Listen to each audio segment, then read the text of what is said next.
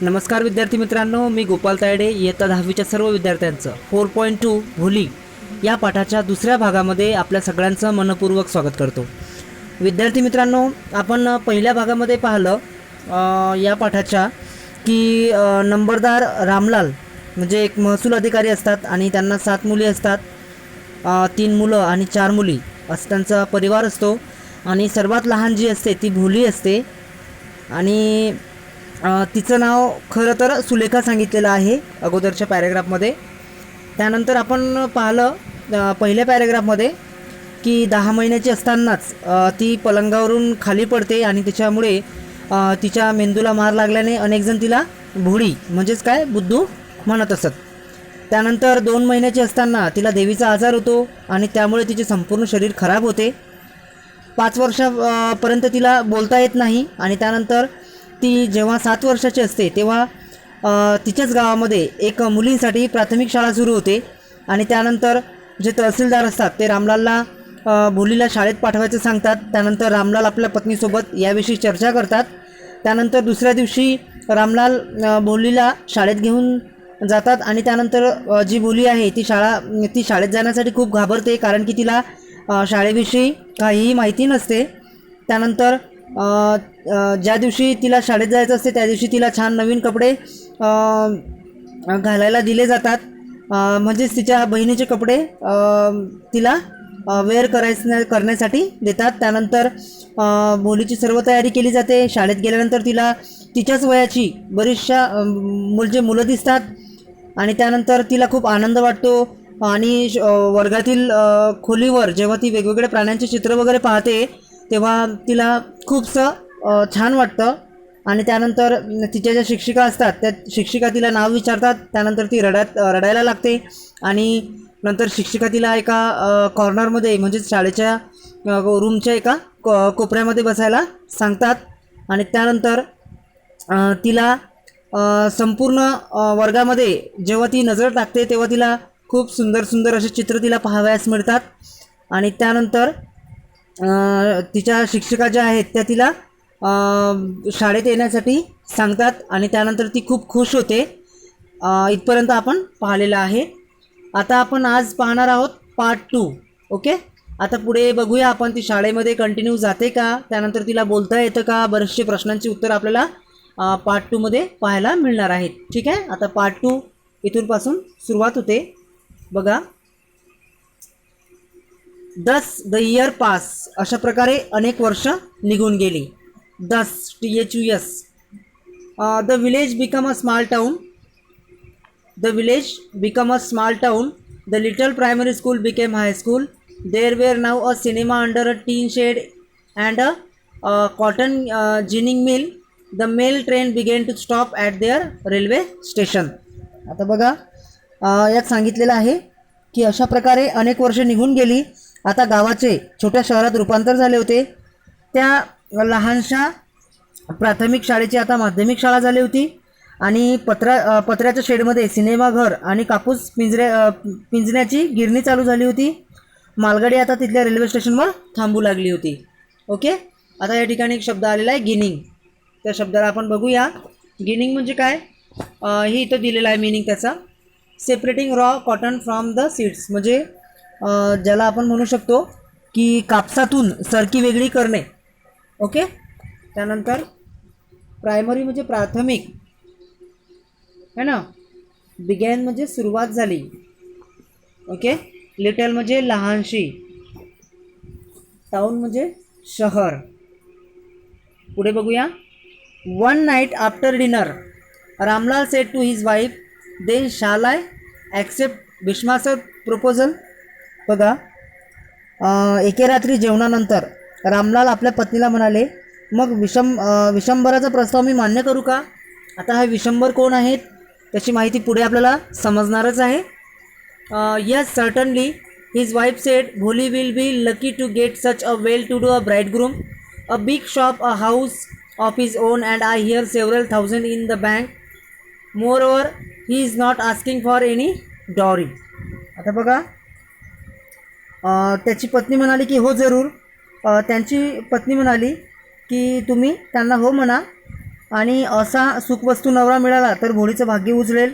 त्यांच्या इथं मोठं दुकान आहे, स्वतःचं घर आहे, त्यानंतर बँकेत सुद्धा त्यांचे हजारो रुपये आहेत. आणि मी असं सुद्धा ऐकलं आहे की विशेष म्हणजे ते हुंडाही मागत नाही आहेत. ओके, काही महत्त्वाचे शब्द आपण या ठिकाणी घेऊया. बघा या पॅरेग्राफमध्ये, डिनर म्हणजे रात्रीचं जेवण. ओके, प्रपोजल म्हणजे प्रस्ताव, सर्टनली म्हणजे निश्चितच.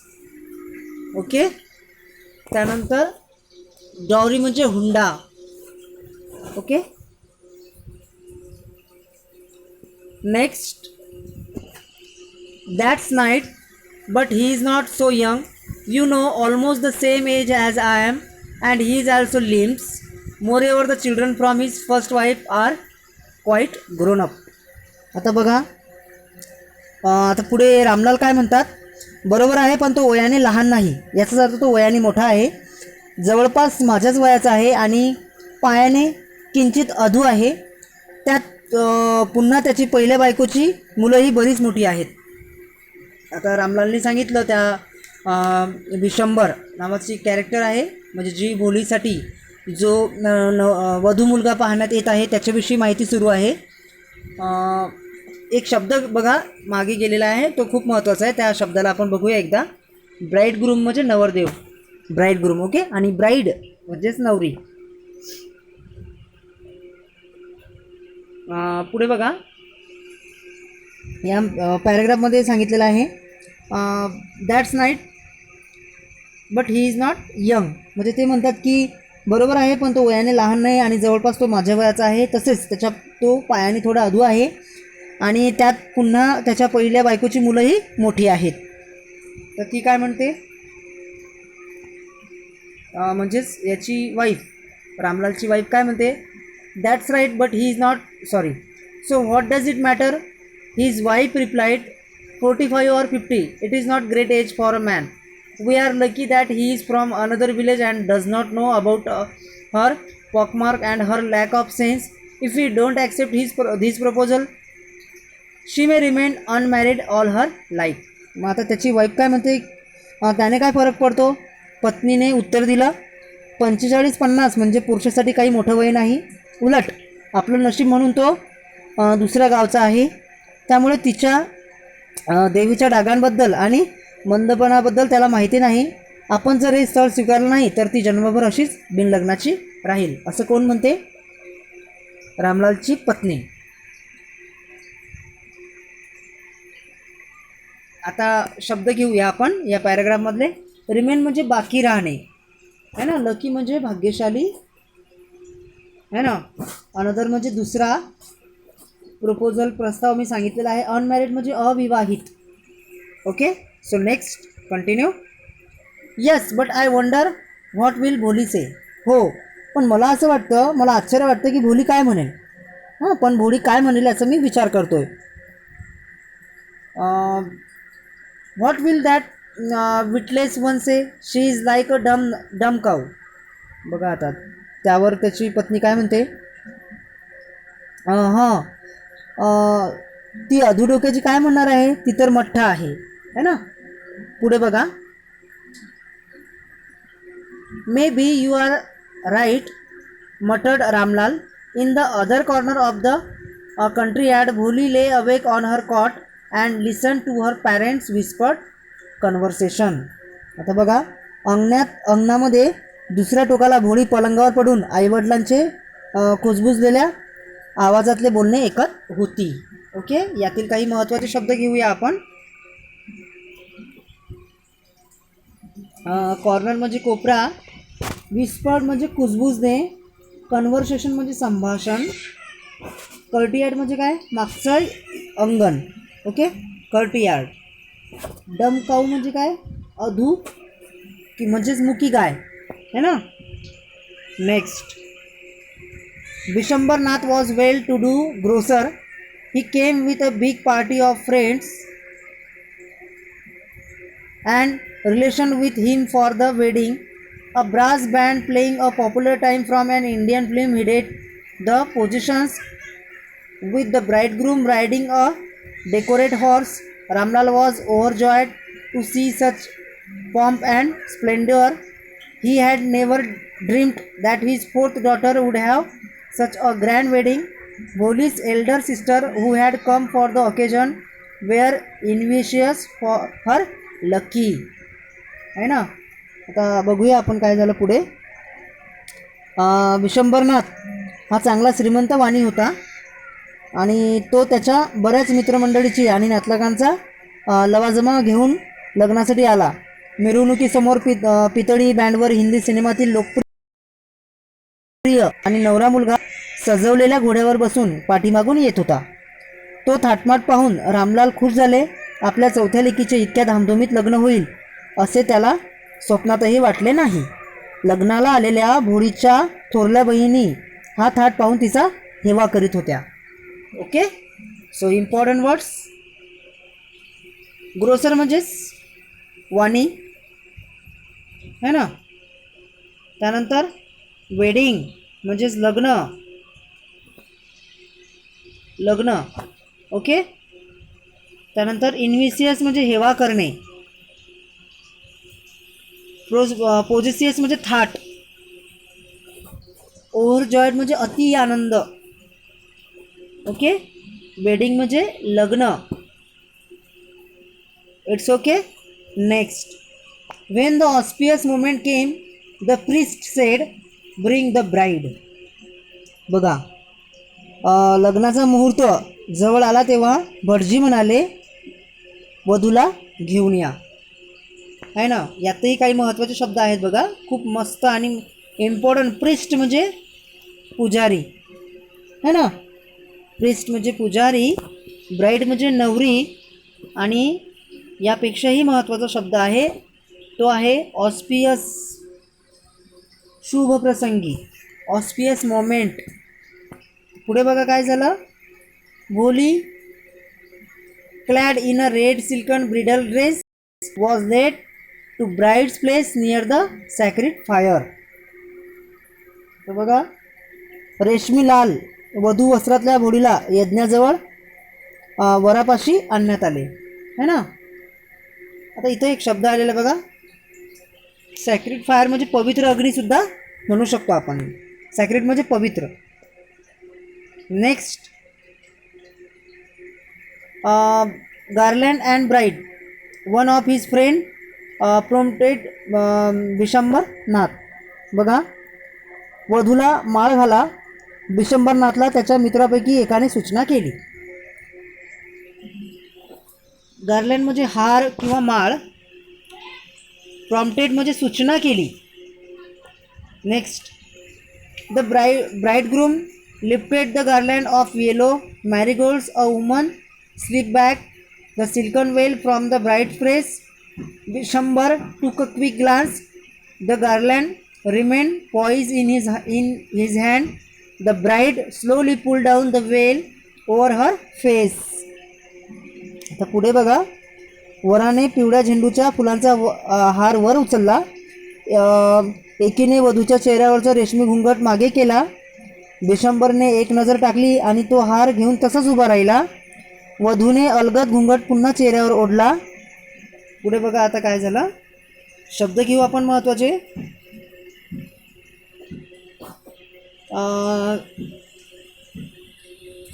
पुल डाऊन म्हणजे ओढले. स्लोली म्हणजे हळूवार है ना. ग्लास म्हणजे नजर टाकणे, पाहणे. मॅरीगोल्ड्स म्हणजे झेंडू है ना. Next. Have you seen her said Vishambar to the friend next to him. She has pockmarks on her face. आता पुढे बघा काय झालं. तू तिला बघितलंस का. विशंबर आपल्या मित्राला म्हणाला, तिच्या चेहऱ्यावर देवीचे व्रण आहेत. पुढे बघा काय झालं. So what, you are not young either. मग काय झालं, तू सुद्धा तरुण नाही आहेस, तुझं पण वय खूप झालेलं आहे. Maybe, but if I am to marry her father must give me 5,000 rupees. बघा तो काय म्हणतो मग आता पुढे. नसेल पण मी तिच्याशी लग्न करावं असं वाटत जर असेल तर तिच्या वडिलांनी मला 5,000 रुपये दिले पाहिजे. अशी अट कोणी मांडली आता. विशंबरनी. कोणासमोर. रामलालच्या समोर.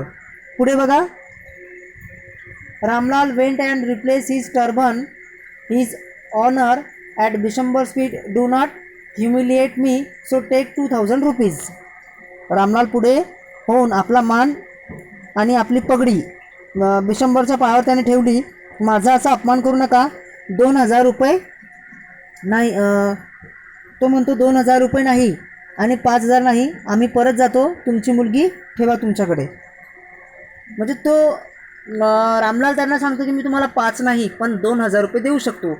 त्यावर ते म्हणतात, त्यावर बिशंबर म्हणतो की मला 2 नाही 5 मला 2 नाही 5000 रुपये लागतील, नाहीतर मी तुमच्या मुलीसोबत लग्न करणार नाही. No 5000 or we go back keep your daughter. म्हणजे आम्हाला 5000 रुपये पाहिजे, नाहीतर तुमची मुलगी तुमच्याजवळ ठेवा. बघा आता पुढे काय सांगितलेलं आहे. Be a little considerate please, if you go back I can never show my face in the village. आता रामलाल म्हणतो की तुम्ही थोडं तरी मला समजून घ्या, जर तुम्ही इथून परत गेले तर मला तोंड दाखवायलासुद्धा माझ्या गावामध्ये जागा राहणार नाही. ओके. बघा या ठिकाणी कन्सिडर, ओके, शब्द घेऊया आपण. कन्सिडर म्हणजे विचारात घ्या. गो बॅक परत गेले तर, है ना. आणि पुढे बघा आता. Then out with 5000, tears streaming down his face, Ramlal went in, open the safe and counted off the notes. He place the bundle of the bridegroom's feet. पुढे बघा काय झालं. मग 5000 द्या. अश्रू भरल्या डोळ्यांनी रामलाल आत गेले आणि तिजोरी उघडून त्यांनी नोटा मोजल्या. मग नोटाचे बंडल त्यांनी नवऱ्या मुलाच्या पायावर ठेवल्या. टीअर्स स्ट्रीमिंग, है ना. नंतर पुढे बघा.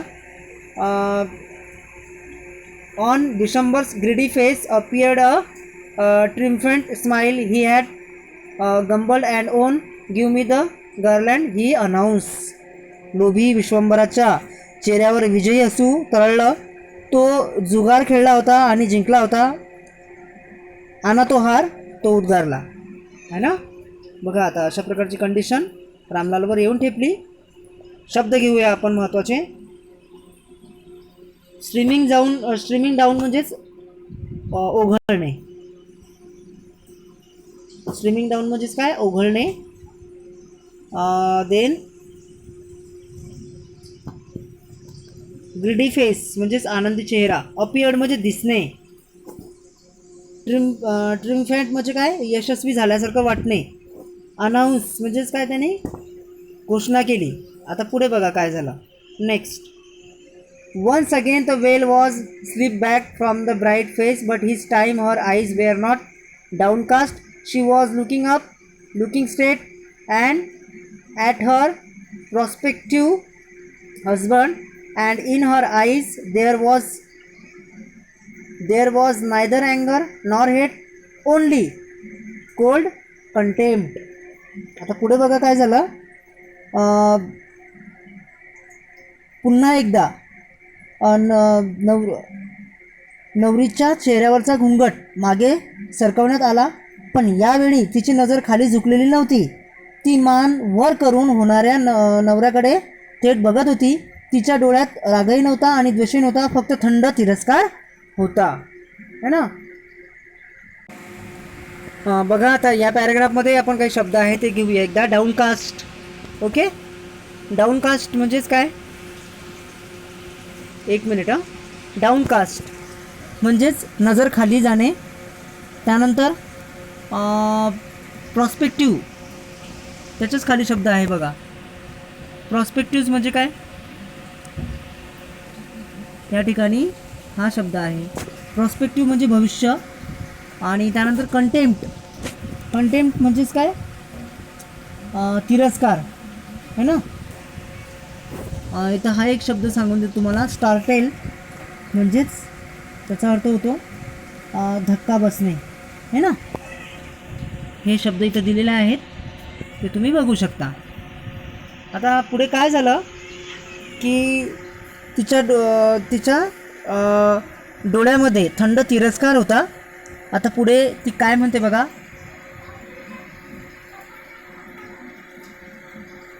बिशंबरने Bishambar raised the garland to place it round the bride's neck, but before he could do so, Bholi's hand struck out like a streak of lightning and garland was flung into the fire. She got up.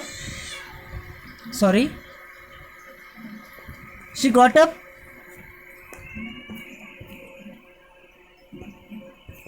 and garland was flung into the fire. She got up and threw away the veil. आता पुढे बघा काय झालं. बिशंबरने नवरीच्या गळ्यात घालण्यासाठी हार वर उचलला, पण त्याआधी भोळीच्या हातात एका सनसनीत फटकाऱ्यासरशी तो हार अग्नीत जाऊन पडला. ती उठली आणि तिने घुंगट फेकून दिला आणि ती पुढे काय म्हणाली बघा. Pitaji said Bholi in a clear loud voice and her father mother sister brother relations and neighbour were startled to hear her speak without even the slightest tremor. बघा पुढे ती काय म्हणाली. पिताजी स्पष्ट शब्दामध्ये ती भोळी उद्गारली. किंचितही न चाचरत बोलताना तिला पाहून तिचे वडील आणि भाऊ बहीण, नातेवाईक आणि शेजारी पाजारी सगळेजण अचंबित झाले है ना.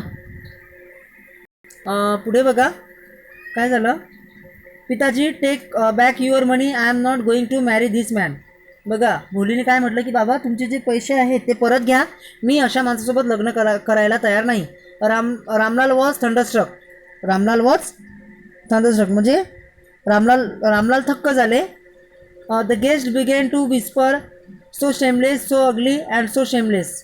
बघा किती निर्लज्ज आहे, कुरूप आणि बेशरम. पाहुणे कुजबुजू लागले. पुढे बघा काय झालं. Bholi are you crazy shouted Ramlal. Ramlal तिच्या मुलीला म्हणाला की तू म्हणजे तुला वेड लागला आहे का. आणि त्यानंतर shouted Ramlal, you want to disgrace your family, have some regard for our izzat. तुला आपल्या कुटुंबाचं काही घेणं देणं नाही का, तुला आपली जी इज्जत आहे ती धुळीत मिळवायची आहे का, असं रामलाल तिला म्हणतात. For the sake of your इज्जत सेड बोली. आता ती काय म्हणते बघा. तुमच्या इज्जतीचा विचार केला म्हणूनच भोळी पुढे म्हणाली है ना. Then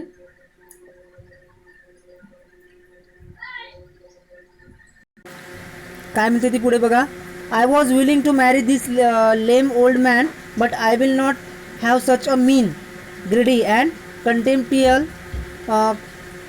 काउवर्ड as my husband. I won't. बघा ती म्हणते तुमच्या इज्जतीसाठीच मी या अशा अपंग व्यक्तीसोबत लग्न करायला निघाली होती, परंतु मी काही एवढी अशक्त नाही आहे, मी काही एवढी कमजोर नाही आहे आणि मी अशा व्यक्तीसोबत मुळीच लग्न करणार नाही, बिलकुल नाही. What a shameless girl, we all thought she was a harmless dumb now. आता पुढे बघा काय सांगितलेलं आहे की ही किती निर्लज्ज मुलगी आहे. आम्हाला वाटलं होतं की ही अगदी निरुपद्रवी मठ्ठा आहे. आता पुढे बघा. Bholi turn violently in the old woman. Yes aunty, you are right.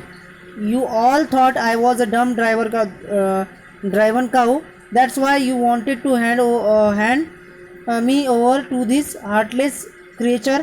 But now the dumb cow, the stammering fool is speaking. Do you want to hear one more. बघा त्या म्हाताऱ्या बाईकडे रागाने वळून पाहत भोळी म्हणाली की हो काकू, तुमचं बरोबर आहे, मी अडाणी गाय आहे. असंच तुम्हाला सगळ्यांना वाटत होतं, म्हणूनच या निर्दयी पशूच्या गळ्यात मला बांधायला तुम्ही निघाला होता.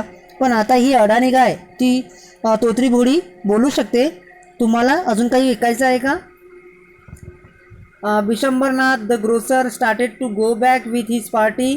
The confused bandsman thought this was the end of the ceremony and struck up a closing song.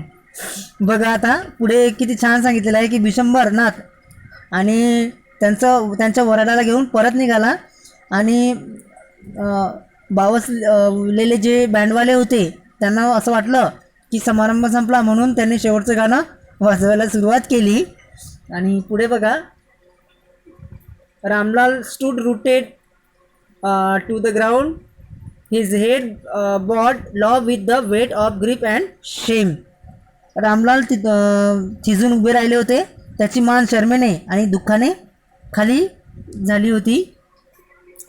Then The flames of the sacred thus slowly died down. Everyone was gone. Ramlal turned to Bholi and said, "But what about you? No one will ever marry you now.